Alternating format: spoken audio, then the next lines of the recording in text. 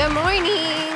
All right, I'm so excited about this today because we're going to talk about like my favorite things, food, and lawyering and business. So, as she said, my name's Billie Tarascio. I'm the owner of Modern Law, which is a family law firm in Phoenix. A lot of my team is here. I don't practice law anymore. I stopped at the beginning of 2018. And really just focus now on building and growing the business, which is hard. And it's hard to do both. Access Legal is Modern Law's sister company. It's a legal document prep company, so paralegal assisted divorce. It's our low-cost, low bono, pro bono arm. So we have resources for people who can't afford attorneys. And then Modern Law Practice is all about taking the best practices and lessons from the industry and across the industry to build an infrastructure for your firm. And today we're going to talk about that. We're going to talk about building an infrastructure for your law firm. So, who likes pizza? Everybody loves pizza. Couple fun things about pizza. October is National Pizza Month here in the United States. Fun. Everyone in America eats about 46 slices a year. And pizza accounts for 10% of all food sales in the entire nation. Pizza's a big deal. I am proposing that you think about your law firm the way you think about pizza. And the dough, the crust, is your foundation.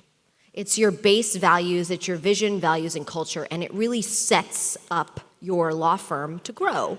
It's everything that you build your pizza on top of. The sauce is the next most important layer, and that's your people. That's who you hire. That's your systems and your processes and the way that your law firm works. Makes everything flow together. It's the next layer. Cheese is getting clients. You need clients. Really, you need to know what you're doing, which is your crust. You need the right people on your team, and you need cheese for an amazing pizza. But after that comes toppings, which is the really fun part that we like to spend a lot of time on, and that's the data and the key performance indicators and the technology and the automation, which I love. But if you don't have the other layers, it can be hard to really make those work for you as well as they could. And then we have afterbakes or the extras like basil, fresh basil on your pizza, or Parmesan, or a glass of wine that just makes it better. And for me, those are things like subscription services, alternative offerings, cool flat fees, or workshops, those fun things that are maybe outside of what we do as our core function of a law firm, but are pretty cool and make your law firm all that much better. So let's talk about your vision, values, and culture and why they're so important. Your vision, value, and culture should be your constitution. And if you think about the Constitution of the United States, it says a lot about who we are as a country, and you can read our Constitution and know kind of what we're about. It's so powerful that people from all over the world can know our Constitution, know our values, and be drawn to us. So when your law firm culture and vision and values are that locked down, are that specific, you have a cheat sheet. You now have something that will tell you exactly who you are, that will help you hire the right people, that will help you build on top of. Now, how many people have one of these in their law firm stated values right now? Integrity, knowledge, compassion, professionalism. Raise your hand if one of those is part of your law firm values. Okay, not as many as I thought. I thought there would be a lot more. But these were our values the first time we went through this exercise. And what does it say about my law firm? Absolutely nothing. Absolutely nothing. My law firm could be like any other law firm. So it's not a constitution. It doesn't help you make decisions. But it's hard to get this done right. And I know that because we did it wrong. We went through an exercise of trying to figure out who we were. And the first time we did it, it just didn't go well. And it takes a long, long time. So in my firm, here's what happened. We were falling apart. We'd started out as a low-cost, pay-as-you-go law firm when I first opened in Arizona. So it was $99 an hour. It was pay-as-you-go. There was no trust money. Like, we knew exactly who we were. We got 1,000 clients in year one. We knew everybody. We knew exactly what we were doing, but that meant that we were hiring contract lawyers. We couldn't pay great salaries. Like, it was hard. And it turned out that that wasn't the law firm that I wanted, and we began to morph into something else that looked like a more traditional firm. We had trust accounts. We were now not doing just limited scope as we were when we first opened. And that was great. We were making a lot of money. We had more clients than ever. It was going well. But we didn't really know who we were. I'd never taken the time to figure out, okay, we were really crystal clear that we were this low-cost, limited scope firm, increasing access to justice. That's who we were. And then we had become something else, which I think just happens, and we didn't know what that was. And as a result, everything was sort of falling apart. Everybody was bickering. People were unhappy. Lots of clients were unhappy. And I ran around trying to put out fires everywhere I went. Bring me your problems. I'll fix them. I'll fix them. I'll fix them. That didn't really work. But I kept trying until it was clear that this was going to fall out. Like, the bottom of this law firm was going to fall out if I didn't do something. And so I brought in a facilitator, and we did a retreat, and she went through and she took us through communication exercises, and we took some personality testing, and we really kind of learned more about who we were. And we started a structure of agendas and meetings and things that real companies do. And it was great. And part of that was our values work, where we came up with integrity, knowledge, compassion, professionalism, and it was really useful. It was really useful. Things got better. We became more structured. Then I came to Clio in, I think it was 2015, and saw Jules Miller talk on culture. And she talked about the difference between Facebook, Apple, and Google, and the different constitutions that they have, their different values. And we all think Facebook, Apple, and Google are, I mean, they're all in the same area, they're all giant tech companies, they're pretty similar, right? No, they're not. The way that they approach business and their values and what drives them is not the same. And she described what that looked like, and I realized I had done it wrong. We didn't know who we were, really. So we went back to the office. Jules sent me the presentation. We did a all-day retreat with the team, and for the first time, I really started listening to my people tell me what they thought was important in our firm, what they valued. And I had never before really truly listened to my employees in that way. I'd listened to them complain. I mean that in the nicest way, guys. I had listened to them tell me what they didn't like, but I had never listened to the things that truly made them want to work at Modern Law. And so I realized a couple things. Serving my employees was going to be just as important as serving my clients. I was always thinking about my clients, right? Getting them what they needed. But I can't do business without employees either. I can't run my firm without great employees who know what we're doing. And so we spent about a half a day writing down on sticky notes all these things that they valued and all these things that I valued. And then I took those away and I lived with them and I put them on my wall and I lived with them for about 6 weeks and went through this great self-reflection exercise and came up with 3 values. And these values are really to my core who I am. Your values, your law firm values, belong to the owner. They're shared by your team, but if you as the owner don't find them, and you're not aspiring to be them, you're not deciding who you want to be, you're uncovering the magic that you have, what makes you great, what makes you tick, why should people come to you? And the reason that's important is because you're going to use that for hiring, and we're going to get there. But these are the 3 values that we came up with: whole health, growth, and then creativity, optimism, bravery, and empathy, which stands, we turned that into COBE. It's a little acronym for our made-up word, COBE. And those are all well and good, right? Those are pretty. I love the pictures. But I took each one of them and wrote down, what does this mean? What is the contract between me and my clients? What am I promising through my values that I'm going to do for my clients? And then what is the contract that I am making with my employees? What am I promising my employees?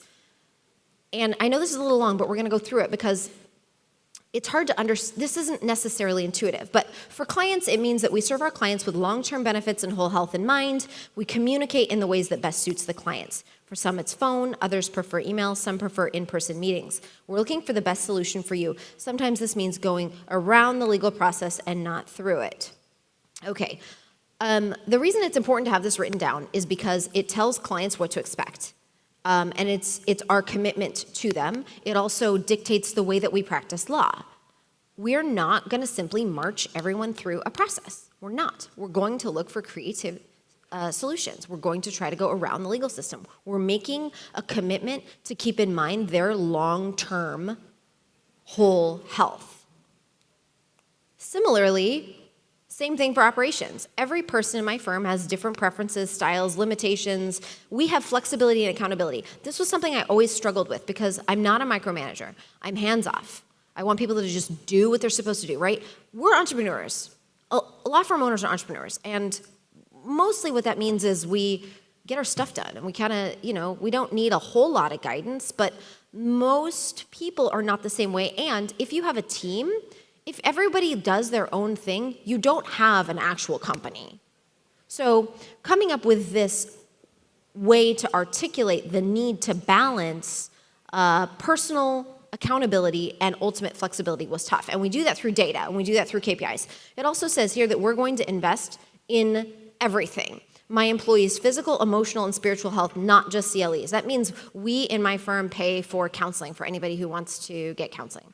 I recently told someone I would pay for a personal trainer if that was something that they wanted to do to meet their goals. So this is my commitment to them. At the same time, they have to meet their obligations to the company and to the clients. So how does this get applied to the firm? You need to make some decisions about who you are. Are you cauliflower crust? Are you whole wheat? Are you thin? Are you deep dish? Nobody can be amazing and be all of these things. So you have to take some time and really think about this, because then once you know who you are, once you really live with it and breathe it and write it down, everything gets easier. That's why this is the crust, and that's the most important first hack. Next comes sauce, and sauce is flavor. It's what makes everything stick together, and all the toppings and cheese stay on better. You can have pizza without sauce, but it's just not great. This is your people, your processes. Hiring is hard. Hiring is really hard, and management and training is probably harder, at least for me. And getting the right people makes this a whole lot easier. People plus a structure makes management work, and anytime our management falls off, we suffer. People need ongoing support, just like any other relationship. So determining if you have the right people is the first step. This is a tool from the book Traction. Traction is probably my favorite, most recommended business book. If you haven't read Traction, read it. This thing is called the People Analyzer, and here's how it works.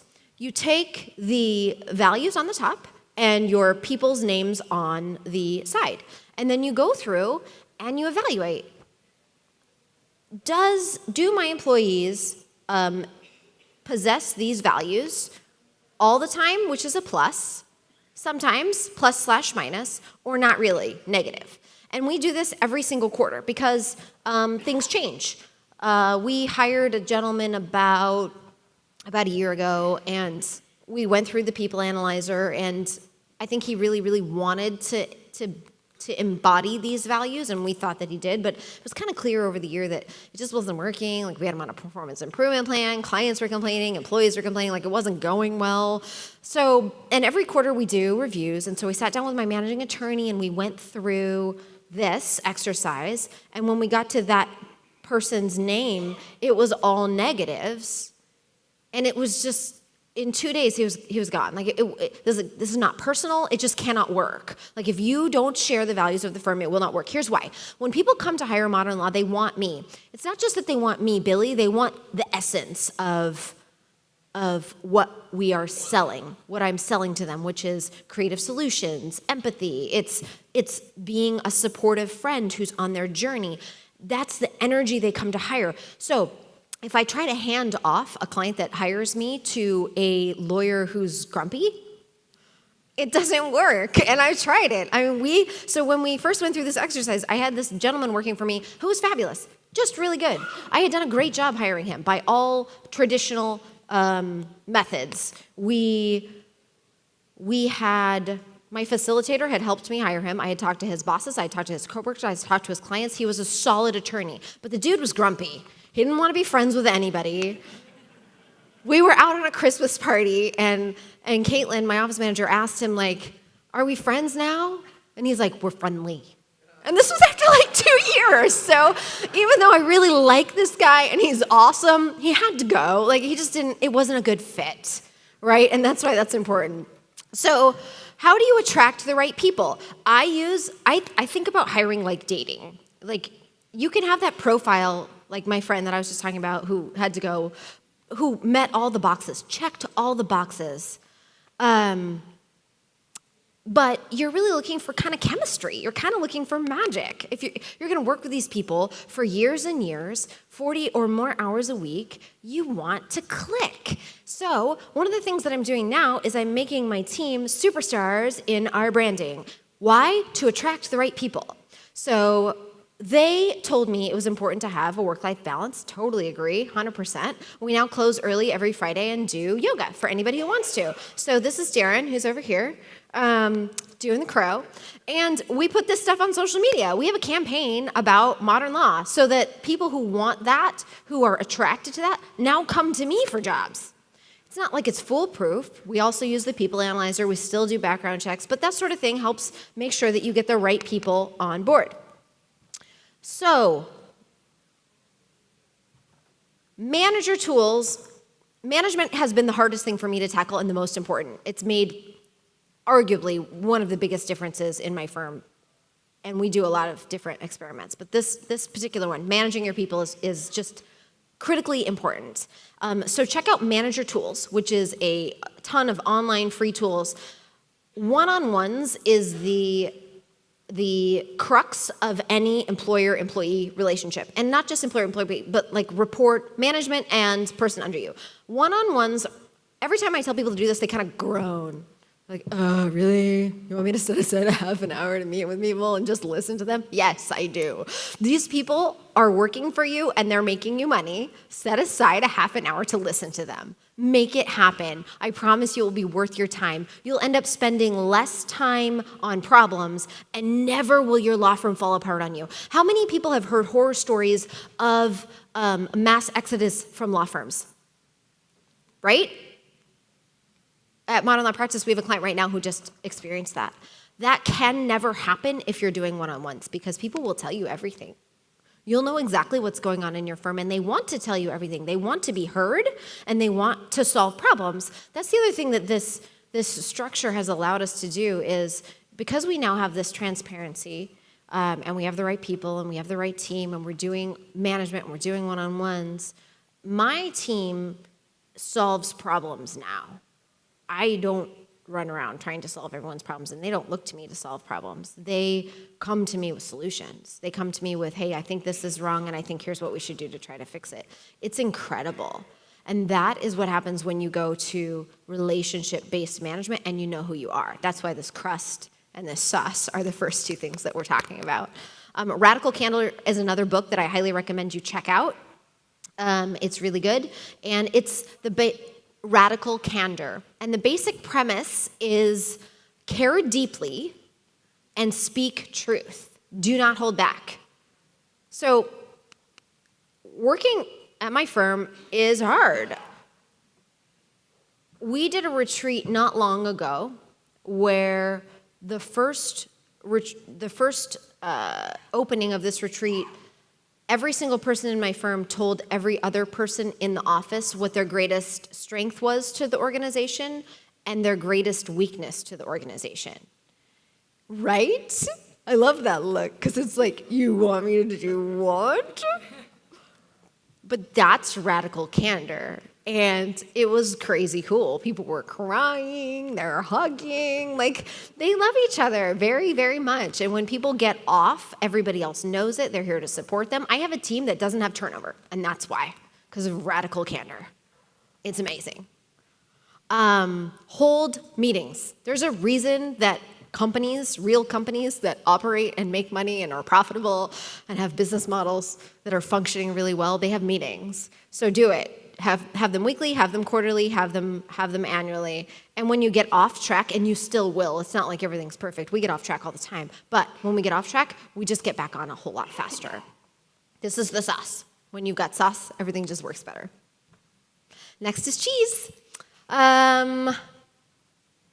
Cheese is clients. This is marketing, intake, consultations, and getting your clients actually in the door. If you think about Jack's life cycle, this is everything up until what Clio used to do before they acquired Lexicata. Make sense on the continuum, client journey? Cool. And I love this. So, why do people choose you? Jack stole my talk. We'll forgive him, it's okay. He didn't know. I'm gonna skip ahead. Here's a hack. Go to your reviews and read what your clients are telling you they value. And then take those words and use them in your marketing materials and make sure that you're delivering on what it is that they value. So I picked 3 from Avo, and none of them talk about my experience, and none of them talk about where I went to law school. None of them really even talk about whether or not I won. So, but what they do say, there is a theme. They want to be informed. They want to know what's happening. Communication. Your people, your employees want more feedback than you're giving them. They do. They want more communication than you're giving them. Your clients do too. Your clients will never complain about too much communication, ever. And feeling like you had a friend and being guided and being supported. Next one, same thing. I was referred to Billie by a close friend, and I got, what, a sense of relief. She seemed to understand where I was at emotionally, supportive and encouraging. Timely in responses, answered my questions, made me feel comfortable, prepared, and knowledgeable, and fun to work with. So use this. Look at your reviews, study them. If you don't have reviews, look at other people. Look at the lawyers that you like and see what clients are saying. If we want to know what our clients are thinking, all we have to do is ask and then listen. And incorporate that idea, incorporate what they want and your values into every single marketing material you have. This is your hack. Now you know what to say. How fun, right? Now, what do you do with your leads? Intake's a big deal. Intake is probably the #1 opportunity that we all have to make more money immediately, like today. Like go back to your law office and make more money today by changing intake. Think about who you have answering your phone and what other jobs they have going and what other things are you asking them to do? Do they have time to be present on the phone? Do they have time to answer it when it calls? Do they have time to be present? Are they sounding disconnected or not? Because every single client in my firm is worth $6,500. That's our average client spend. And when you think about it that way, every single time somebody calls, you have the opportunity to be making roughly $6,500. And we'll break that down percentage-wise. But if you don't have somebody who's there and who's present, you're missing opportunities. Then we've got the consultation. We break down, consultations are not like lawyering. Consultations is sales. Lawyers hate the word sales, but it is. This is sales. And so it's really hard to be present for sales if you've got a million other things that you're doing, right? You're in the middle of drafting, it's really hard. So, but I need you to think about this as a separate skill set. And the way that we think about it, we break down the consultation into 3 steps, really. Your greeting, where you're bonding and connecting, likability. Active listening, which is a good 40 or so minutes of the consultation, is just listening to the client and asking them questions. I'm not issue spotting, I'm not analyzing. What I'm doing is seeking to understand. Because you can't, it's so easy for us to just jump to problem solving. But we usually don't have all the information to solve the problem in the best way without truly listening. We usually jump to the legal solution, and sometimes that's awful. One example, I had somebody come in and the notes were horrible, like 3 people had turned her down. to work with her. Other lawyers were like, no, we're not going to touch this. This is awful. Okay, so here's the quick fact pattern. She was married, but she had 2 babies via IVF, and the husband, was not the dad. And the husband also, like biologically, wasn't the dad and had not adopted the babies. And he was bipolar and like off the rails, like abusive, I think suicide attempt, hospitalized, like we had an issue.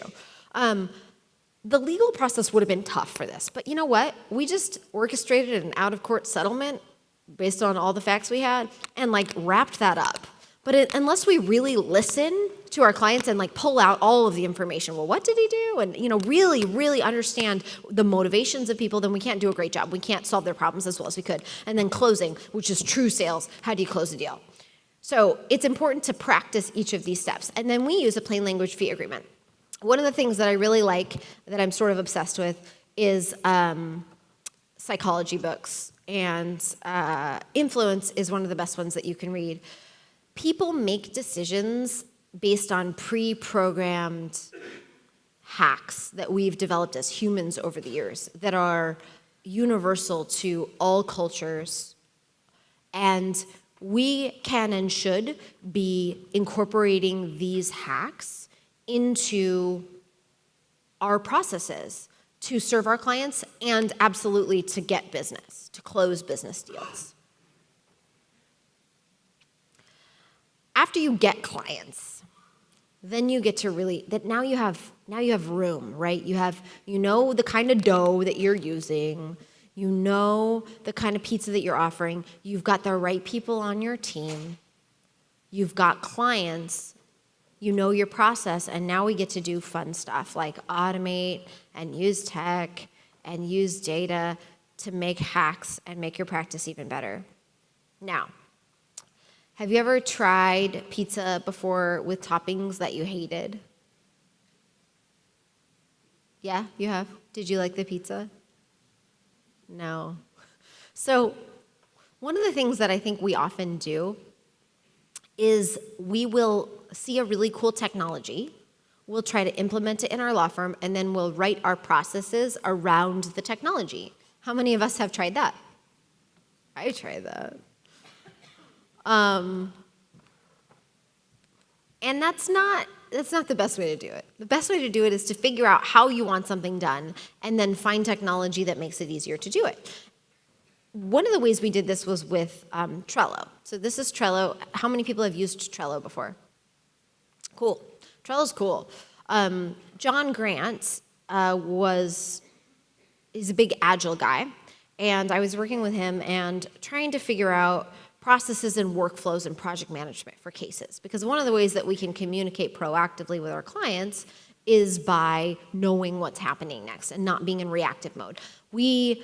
Many of us wait to deal with things that need to be dealt with when we get an email or when we get a document in the door, as opposed to knowing what we're doing with our cases. So what we did with Trello was we took every Friday morning for a little while, for about 3 months, we had a meeting every Friday morning. And we took a wall and we put each case name on sticky notes in columns. The onboarding column, the pre-trial conferences column, we call this phase 2, which is like mediation, discovery, third-party experts, trial prep, and trial, And we took each client that we had, we put them on a different color sticky note that corresponded with the attorney that was working on their case, and then had a little checklist in each phase. And you got to move the cards along the wall to move your cases forward. And that's how we learned project management, because none of us have been taught project management. It's not that hard, but at the same time, it's not something that we've been taught. It's not something that's ever been talked about. And once we got the concept and we got it physically and it worked for us and we perfected what we wanted to have on our checklist for the different phases, then we started using Trello. And this is my fun Game of Thrones board. You have Sansa Stark and Brienne of Tarth on there in these different phases in their family law case. So, but doing it manually before doing it technologically just made the process of implementation within the firm that much easier. Why is data important? Instead of telling you, I'm going to show you. We're going to walk through intake, sales leads, and what happens when you make tweaks and what that does to your bottom line. So here's what we track in terms of sales key performance indicators.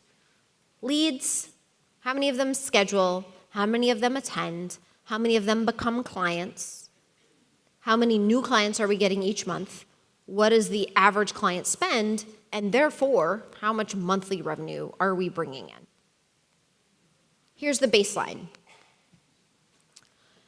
100 leads, 50 of them schedule, 30 initial consultations happen a month. Our conversion rate is 50%, so we're getting 15 new clients a month.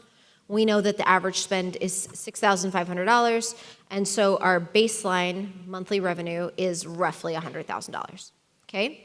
So at the beginning of 2018, I started really focusing on tweaking intake and worked with an outside team to take over intake and really study these numbers and try different things and really figure out how to impact these numbers. And what happened when I brought in this outside team is now I wasn't spending any more money on marketing, but the number of leads stayed the same, but the number of people that were scheduling was now up to 65. And 45 people were showing up. Now, we left our conversion rate exactly the same. That meant I was now getting 22 new clients a month. I kept the average client spend exactly the same. That didn't change. But now, my monthly revenue was almost $150,000, only by changing intake. This is monthly revenue. But I stopped doing consultations, and none of these numbers always stay the same. And when I stopped doing consultations, our conversion rate dropped. So we had 100 leads, we had 65 people scheduled, 45 people showed up for ICs, but our conversion rate dropped from 50 to 40. Doesn't sound like a big deal, right? Well, instead of having 22 new clients, we were only getting 18 new clients, which meant our monthly revenue was down at $117,000. Because we track it, we knew this had fallen. We knew this was an issue. So we decided to do a workshop. And we did a workshop where for a couple hours, we went through everything that I talked about before about how I think that we should do consultations. What's our greeting look like? How is someone greeted when they come in? I want them greeted by name. I want you to smile. I want my receptionist to find something they like to compliment them on because it's the nice thing to do, and this is how humans work. I want you to offer them something and to give them something because when someone receives a gift, it impacts the way they feel, and it makes them more likely to like you and then buy from you. And it's too easy. Give them something. Just give them a hot drink. And then we walked through role-playing and listening. And this was kind of cool because I had done a podcast on Lawyerist on intake, and I talked about how important it is to listen to your clients and stop talking, and how your clients think you're smarter the less you say. It's pretty crazy, but it's true. And I was talking to one very experienced lawyer who was like, I don't know, Billie, that might work for you, but I don't know. I tried that, and it didn't work. So, and I get it, but then we role played, and she had a character of a client, and another lawyer was being the lawyer, and in the midst of role playing, the lawyer was explaining lots of good information, and I watched the fake lawyer in the role play. We're gonna call her Jane. Jane was explaining, and Jill was listening, and I watched Jill's eyes kind of glaze over as Jane was talking about dividing property, and I just stopped her and I was like, well, how did that make you feel? And she was like, I guess I feel talked at. And it was one of these aha moments. And so each of us going through this workshop and role-playing was crazy positive. Everybody walked out like we had learned something. This was a sales skill that we'd never had and that we don't get to practice. But here's what's really cool. Our conversion rate went to 76%, which meant that our 65 scheduled and 45 consultations ended up with 34 new clients. If you don't change the average client spend, our revenue now is over $200,000. And so in the midst of experimenting for a few months on intake, revenue doubled. That's why data matters. That's why we have key performance indicators. That's why we live and breathe data, and we are accountable to one another. Now, if you don't know these numbers, you don't know when to hire. I know every time I'm getting 5 new clients a month, I need a new lawyer. I know, based on how many lawyers I have, how many clients I need to be getting, because I know these numbers. I know the capacity of the lawyers. I know the average client spend, which is not an easy number to find. You have to dig through Clio to get that. It's there, but it's not easy to get. But it will predict you growth. So to execute what I'm suggesting, you need your layers, right? Your foundation, the right people, managing those right people, the way that you're communicating, the right clients. That's the other thing that this does, is now because we're really clear about who we are and how we practice, if the wrong client comes to us, we just don't work with them. Like, we know that we are going to practice creatively, optimistically, bravely, which means it's okay not to win all the time. It's okay to take risks on behalf of our clients that they might want us to take, that we're going to keep their whole health in mind and the whole health of their family. So we're not going to do anything that's really nasty just to inflict pain on the other side, because it doesn't feel good. And being a lawyer is hard, and taking home other people's baggage is hard, and being used as a weapon to hurt other families isn't what we're going to do. So it makes it really great, because we can tell the clients, we can tell our potential clients what it's like to work with us and what they can expect and what the deal is. The deal is, here's how we're going to practice, and here's what's expected from you. And when that balance shifts, when we lose that, we simply tell them to go. Now, after you do all of those fun things, you've got your pizza made, everything's working, then we get to start experimenting with super fun other things. And for us, that's Access Legal, where we have paralegal assisted divorce. We built a technology platform a few years ago. I did that out of order, so don't do that. Public-facing documents. One of the things we're going to start experimenting now with is workshops. The idea of letting people who are representing themselves come in and get legal help from a lawyer that's not a one-to-one ratio. So now we get to look at all of these other creative, fun opportunities that are out there to serve our clients in different ways. Flat fees, packages, all of these are great, fun things that you get to add to your pizza. I went quickly, so we have time for questions, or I can go back and fill in some details. Yes? So when people come, they're coming to hire me. Right. Now that you're not seeing clients, how have you been able to transfer referral sources to work with other attorneys in that initial consultation when they're expecting you? That's a great question. So he said, how do you hand off clients who come to hire you? We spent a lot of time talking about this in our workshop because it's an issue. And the way that it works best is to think about other companies. In other companies, the salespeople do not do what it is that, whatever it is. Like if they're selling you a software, they're not implementing it.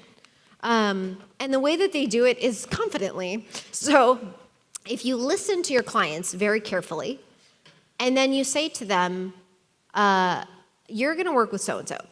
So-and-so is the best person to work on your case because blank, blank, blank. You have this, this, and this going on, and they're great at this, this, and this. If you were my sister, this is who I would have you work with within our firm. Then they just do it.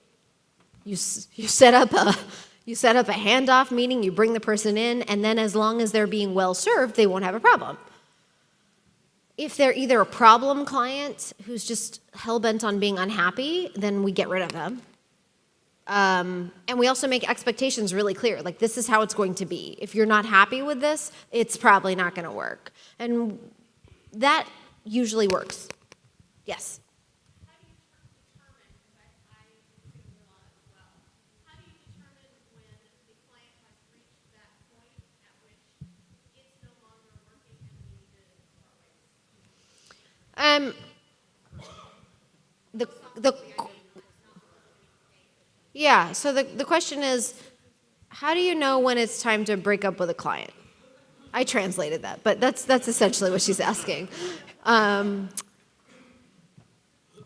how do you know when it's time to break up any relationship, right? You're listening to each other, you're talking, you're setting boundaries, you're trying to meet them where they're at. You know, you're checked into your role in their life, which is, to support them through a process.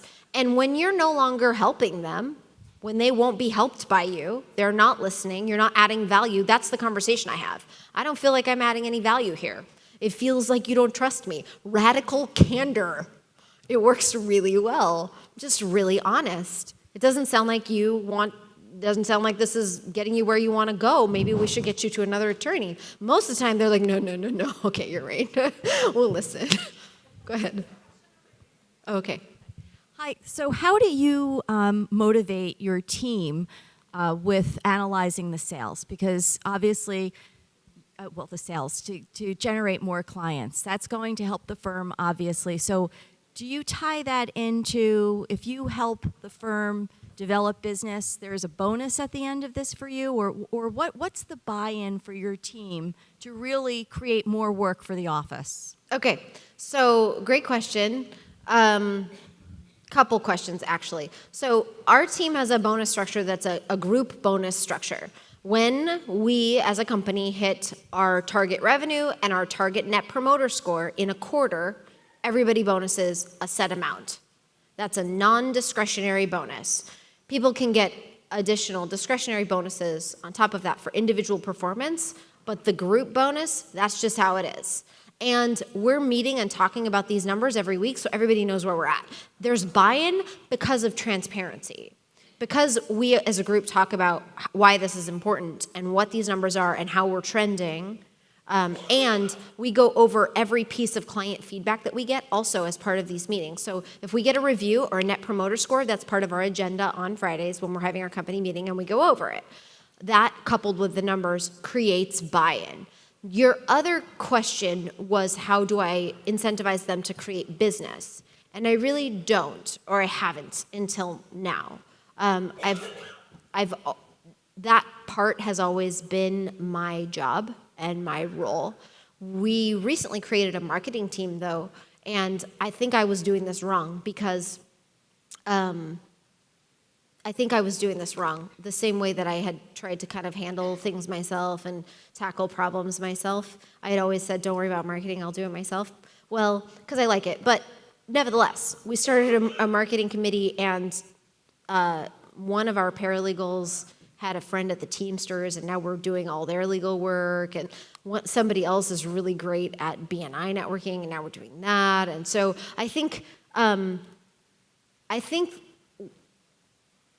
on a journey just like every single one of you are, but learning together what we're trying to accomplish and then bring people in who want to be on that to help achieve those goals is the best way to do it. I don't know what that will mean as far as bonuses or compensation, but it's something that we'll talk about. And if they have ideas, they'll tell me. They'll say, here's what I think you should do. Yeah. So, my firm is like your firm, but like 3 years away from where you are at right now. My biggest problem is the growth is going so fast that I am continually having to work as a lawyer and figure out these processes that you are doing. So how did you manage that? I'm also a mom, and, so it's just like, Yeah. it's just, I'm exhausted. Yes. Yes. Okay, so that was a great question. So if you're growing, there's so much to do. One of the things that has really helped is, so we have these quarterly meetings, and part of the quarter meetings are ROCs, which is another term that came from Traction. And these are projects, infrastructure projects. So I'm not doing it all myself. Even though I'm the only owner, whatever it is that we're working on, checklists, processes, procedures. Right now, Candace, one of my paralegals over here, is championing uniform billing within my law office. And everybody takes a different piece. That's how we can do it. and still take care of our children and sleep and go to yoga and all those things. Yeah, it is hard. Hi. So I have actually a few questions. I'm right here. Hi. Hi. Can you tell us how many people are in your team? And then I'm also interested in how many people are involved in the intake sales process. Yeah. And what software you use for the intake, just to kind of figure out what the funnel looks like. Sure. I think the team's 15 people. And that is, does that count intake? No, it doesn't count intake. So our intake team, we actually have a partnership with a company that we've created an intake process with. So they are executing the intake process that I first designed within the firm. Whitney over here used to do intake within the firm, and now she's doing marketing and other cool stuff. So the software that I'm using now looks kind of like, I don't know if you were at the launch code yesterday, but it's a lot of different pieces. It's a scheduling software, it's a CRM and email campaigns, but I think a lot of us have a tendency to focus too much on the software. The software isn't what makes it magic. What makes it magic is the steps that the people take. Then the software gives us data.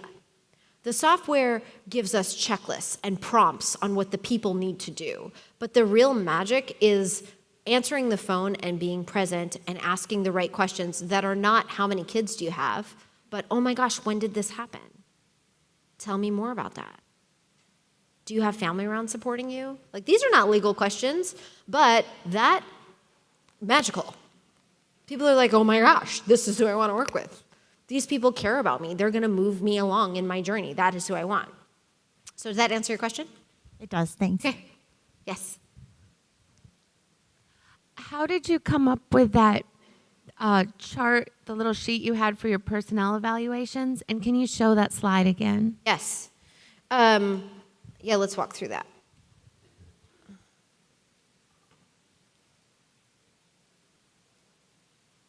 Okay, so the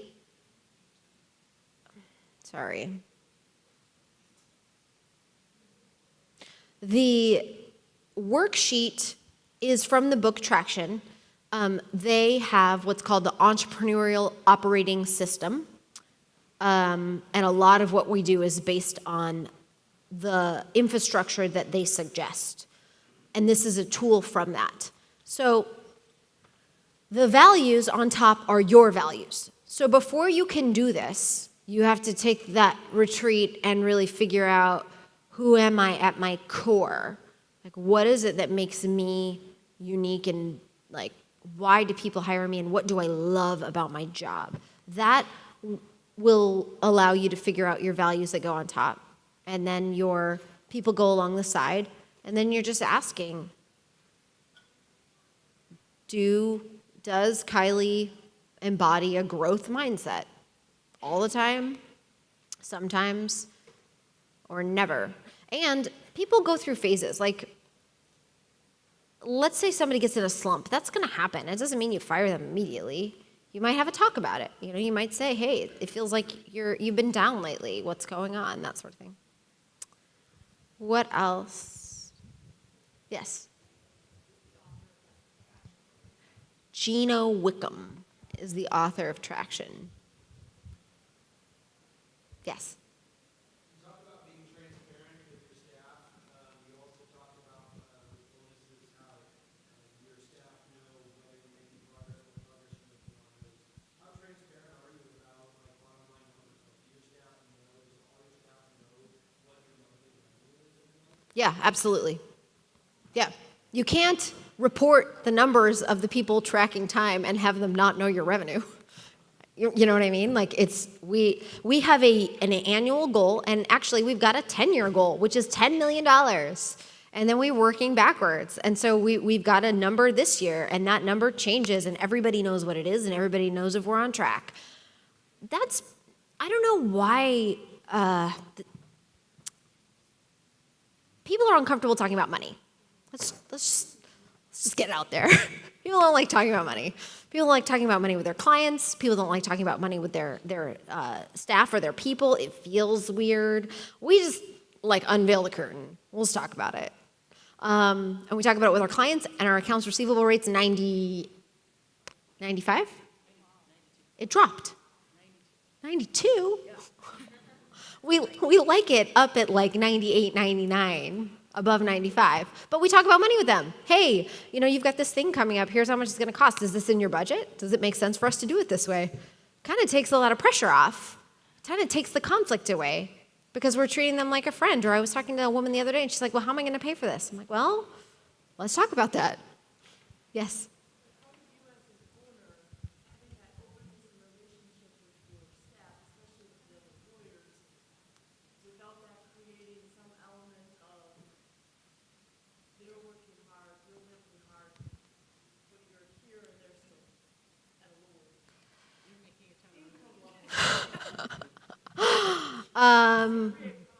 No.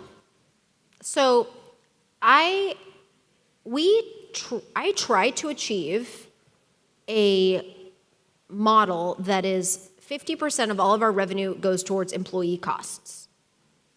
That's all employee costs. That's salaries, benefits,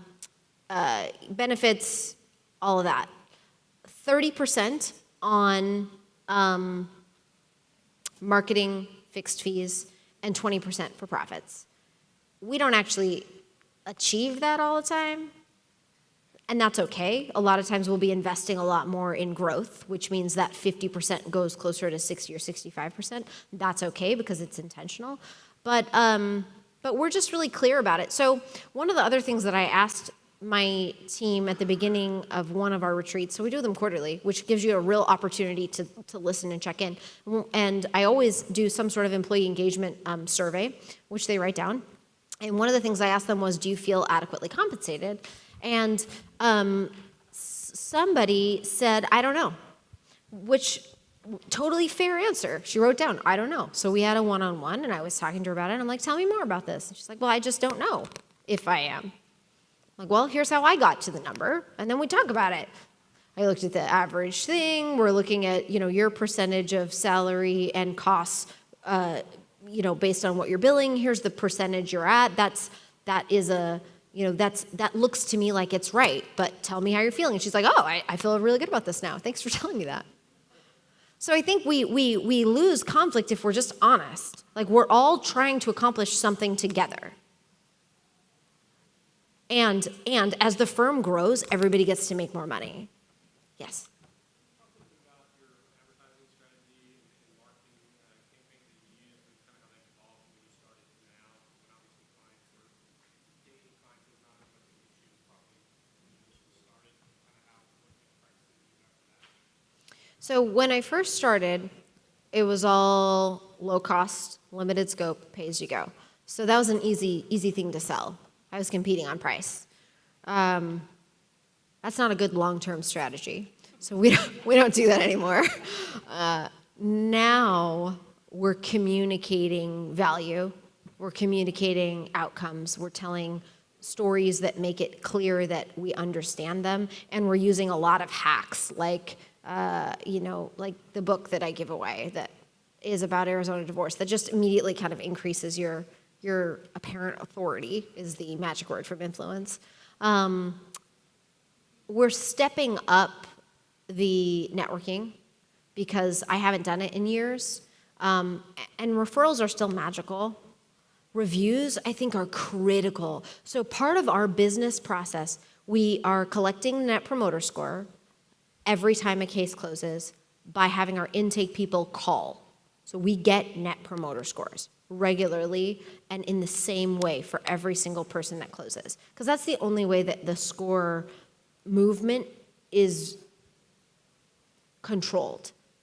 The way that we ask the question on a scale of 0 to 10, how likely would you to rate us to your family and friends, changes depending on when we ask the question in the case and who asks. So we do it uniformly. And then we're getting feedback, and part of that is let's say they say, yeah, they were great, blah, blah, blah, blah, blah, blah, blah. The team writes down exactly what they said, and then we say, thank you so much, would you mind leaving a review? They say, yes, we will, fabulous. Then we send them an Amazon gift card thanking them so much for their time in advance, because we're not paying people for reviews, but we are incentivizing them to do it. And then they leave reviews, and then we take those reviews, and we incorporate them into our advertising. Yes, right here, sorry. So how would we plan and execute our first retreat if we've never done Ooh, one? I love that question. And do you use a consultant? What do you do? How do you plan it? I love that question so much. So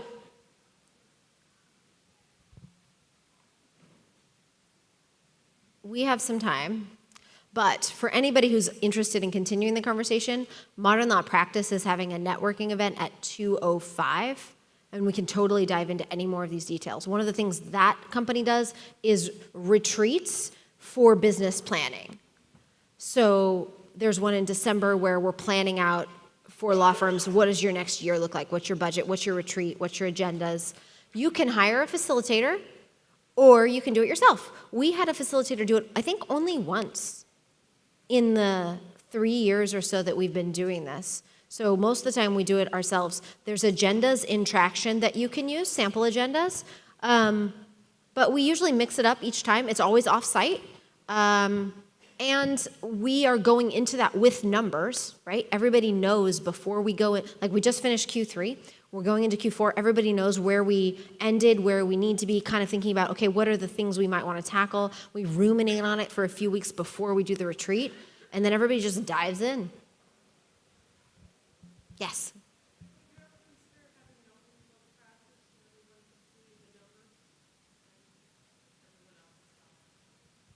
Salaries?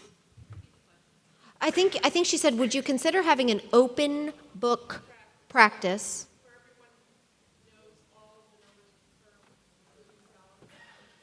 So, salaries are interesting. Some people have compensation models where they are paid a percentage, and some firms do that uniformly across the board. And that seems, it's very transparent and probably pretty fair. The downside is that my team does a whole lot more than just bills hours. Like, they're working on building an infrastructure in a company, and it feels like you're not getting compensated for that if you're only getting paid a percentage.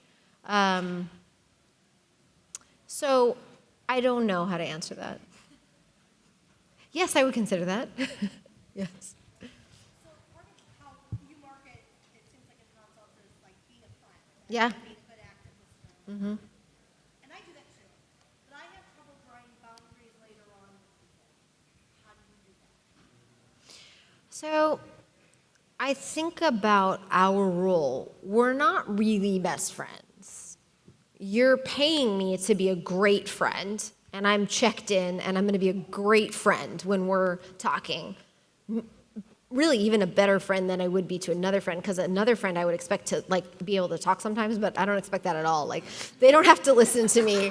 I'm a friend for hire, you know? Like, you're the supportive best friend for hire that just is like right there. That's my role. But I have a life and other things to do, and I'm just really clear that here's where my role ends.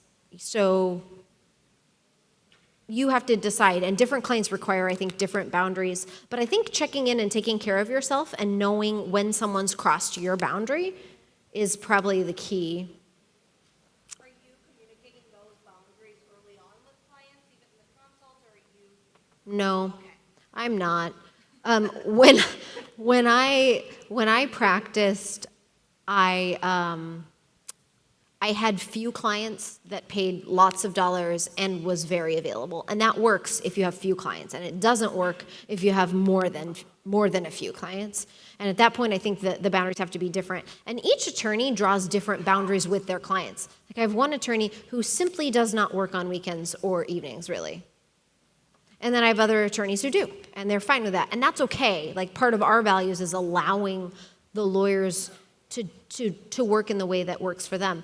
And one of my paralegals is like the most amazing, supportive human in the world who sometimes doesn't take care of herself.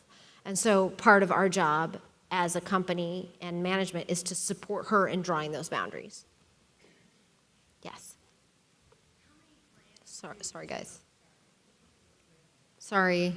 Sorry, I'm a younger solo and looking at acquiring the practice of an older solo. Your presentation was about you building the firm as the owner. What about when you need to interact with another lawyer in a setting like that, modernizing a practice that you would be acquiring? Any advice on that lawyer-to-lawyer discussion? I don't think that that's terribly different from bringing on a lawyer who has a lot of experience and a practice and a reputation, maybe. So the most important thing is there a good culture fit? Because if there isn't, then the clients of the person that you're acquiring won't be happy because they bought Bob. And if you don't feel like Bob, it may be an issue. Something to look out for sure. Sorry, All right, that's it. We're out of time. Thanks, guys. Perfect. Thanks.